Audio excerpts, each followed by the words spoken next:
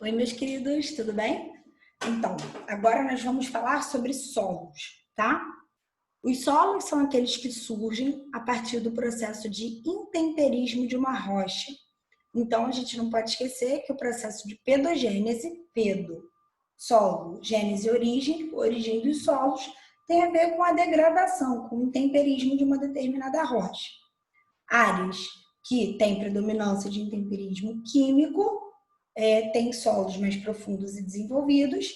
Áreas que têm predominância de intemperismo físico têm solos mais rasos, craquelados, fragmentados, menos desenvolvidos, rachados, etc. Número 1. O solo é um componente da Terra terrestre essencial para os seres vivos e também para a realização das atividades econômicas, de forma a ser considerado um importante recurso natural. Em termos de composição geomorfológica, pode-se afirmar que os solos, letra A, constituem-se em ambientes de erosão e acúmulo de material sedimentar. Não, gente, não tem a ver com erosão, o solo tem a ver com intemperismo, tá? Então, não é isso. Letra B, consolidam-se a partir de fatores externos, exógenos do relevo, sim, tá? O solo ele não vai se formar a partir de agentes internos, beleza? Esses agentes externos, esses fatores exógenos relacionados à água, ao vento, às chuvas, ao gelo, ao calor, eles vão favorecer o processo intempérico e vão ditar também que tipo de intemperismo. Só para reforçar o que eu disse no início da aula, áreas de clima úmido têm tendência a ter mais intemperismo químico, tá? Que vai favorecer o processo de alteração mineralógica da rocha a partir de uma reação. Já áreas de clima seco, que tem baixa oferta de água, tem predominância de intemperismo físico, beleza? Então, letra B está correta. Letra C, são o ponto de partida para a formação de todas as rochas. Não, gente, os solos se formam a partir das rochas, não são as rochas que se formam a partir dos solos. D, tem como característica a alteração mineralógica a partir da pressão do ar. Não, uma rocha que sofre alteração a partir da pressão, ou do aumento da pressão, ou do aumento da temperatura, ela é uma rocha metamórfica, mas não tem nada a ver com o que a gente está vendo aí. Letra E, apresenta uma maior fertilidade quando livres de compostos orgânicos. Não, a gente já falou que os compostos orgânicos que vão fazer parte daquele horizonte O, eles contribuem também para a fertilidade do solo. Apesar de vocês também já saberem que a fertilidade mesmo do solo, a mineralogia dele, não vem só a partir dos compostos orgânicos, mas principalmente da sua rocha rocha matriz ou rocha mãe, que é aquela rocha que foi intemperizada e, consequentemente, deu origem ao solo, tá? Número 2. O processo de formação dos solos é relativamente lento e gradual. Sim. De forma, tanto que o tempo é um dos fatores de formação do solo, tá? Você não vai ter a formação do solo em 10 anos, nem em 2 horas. É um processo bem mais longo, bem mais extenso. De forma que os elementos e as condições naturais envolvidas são fundamentais para a determinação dos tipos e características desse recurso natural. Sobre a formação dos solos, também conhecida como pedogênese, é correto afirmar. Letra A. Ocorre com um ritmo de intensidade determinado pela posição latitudinal do local. Então, ele está falando que varia de acordo com a latitude. Será? Vamos para a próxima alternativa. Letra B. Acontece inicialmente pelo incremento de material orgânico sobre formações rochosas.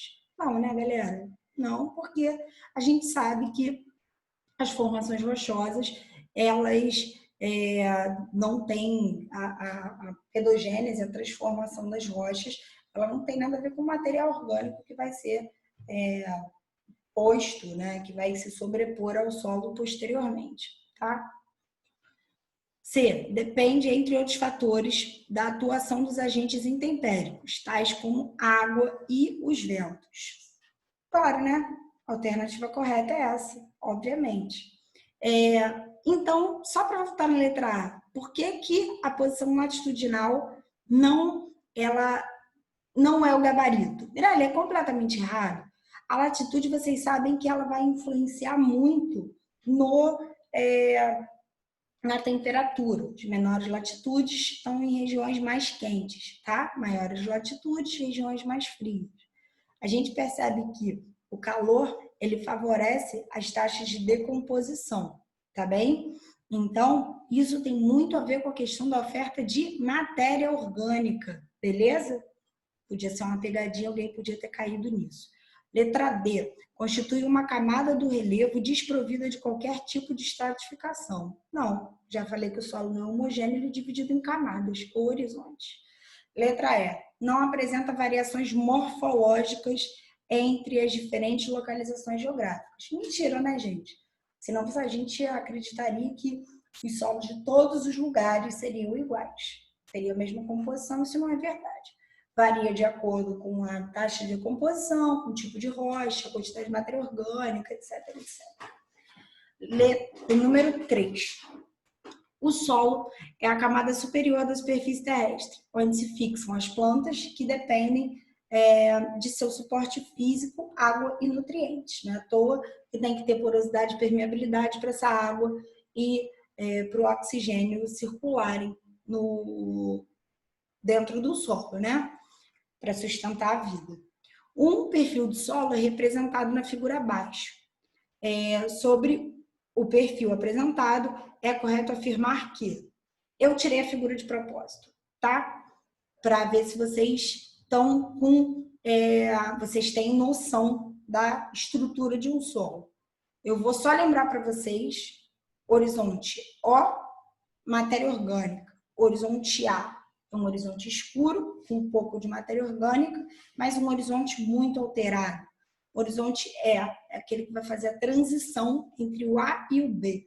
Horizonte B, solo propriamente dito, tá? E que vai conter alguns minerais que foram deslocados do horizonte A. O horizonte B é aquele que vai ter as características do solo e não foi alterado por ser bem profundo. O horizonte C é aquele que tem rocha alterada, início de processo de pedogênese, e o horizonte D é a rocha sã, matriz ou rocha-mãe que deu origem ao solo. Vamos lá. Letra A. O horizonte ou camada O corresponde ao acúmulo de material orgânico que é geralmente decomposto, tá certo até aqui, e incorporado aos horizontes inferiores, acumulando-se os horizontes B e C. Não, né, gente? Geralmente a gente vê bastante do horizonte O, dessa matéria orgânica, no horizonte A. Horizonte B e C não, por conta da profundidade. Letra B. O horizonte A apresenta muitos minerais não alterados. Não, né, gente? Esse é o horizonte C, tá? Horizonte C. Letra C, desculpa. O horizonte C corresponde à transição entre solo e rocha, apresentando normalmente em seu interior fragmentos de rocha não alterados. Show de bola o gabarito. Vamos para a letra D. O horizonte B apresenta baixo desenvolvimento. Não, né? Eu falei que ele é o solo propriamente dito, então não tem como falar isso, né?